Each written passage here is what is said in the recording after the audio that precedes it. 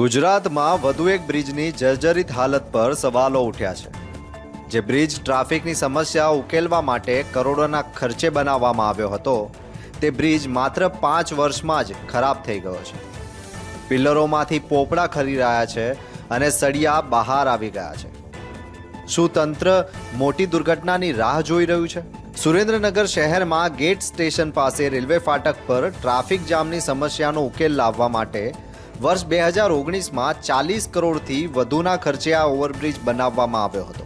આ બ્રિજ સુરેન્દ્રનગર શહેરને 80 foot road અને વઢવાણ સાથે જોડે છે. એટલું જ નહીં, લીંબડી, વિરમગામ, રાજકોટને ધાંગધ્રા અને કચ્છ સાથે જોડતો હોવાથી અહીંથી ભારે વાહનોની અવરજવર પણ સતત રહે છે. મારું નામ છે કુણાલ શાહ. જૂના જંકશન પાસે જે આ બ્રિજ આવેલો છે, ઓવરબ્રિજ, જે કુંથુના દેરાસરથી એક અલંકાર રોડ બાજુ ઉતરે છે અને એક ગોકુલ હોટલ પાસે ઉતરે છે.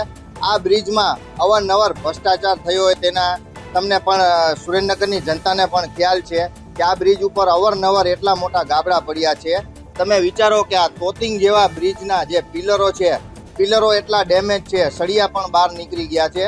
આ વિડીયો પણ એટલા બધા વાયરલ થયા છે, છતાં સુરેન્દ્રનગર મહાનગરપાલિકા અત્યારે બની છે. સુરેન્દ્રનગરની જનતાને એક આશા હતી કે સુરેન્દ્રનગરનો સારો એવો વિકાસ થશે, સારી એવી પ્રાથમિક સુવિધા મળશે.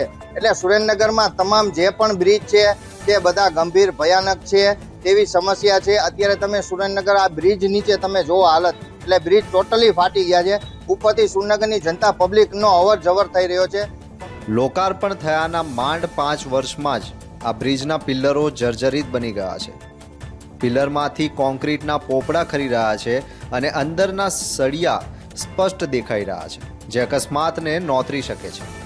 આ બ્રિજ પર અગાઉ પણ 4 વાર ગાબડા પડ્યા હોવાથી મરામત કરવી પડી હતી.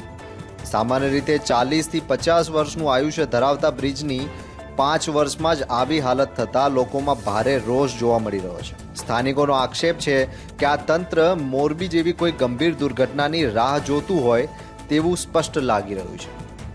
મારું નામ ઇમ્તિયાઝ ચૌહાણ. હું સુરેન્દ્રનગરનો રહેવાસી. આ પુલ બન્યા અમુક સમય થયેલ અને આ પુલ જર્જરિત થઈ ગયેલ છે. અહીંથી ધાંગધ્રા, હળવદ અને કચ્છને જોડતો આ રોડ છે. અહીંથી એમ્બ્યુલન્સો એટલી ચાલે છે. અહીંથી ભારે વાહન નીકળે એટલે અહીંયા નુકસાન થાય છે, અહીંયાથી તૂટે છે. વાડી ઘડી અત્યારે 2-3 સળિયા પણ તૂટી ગયેલ છે.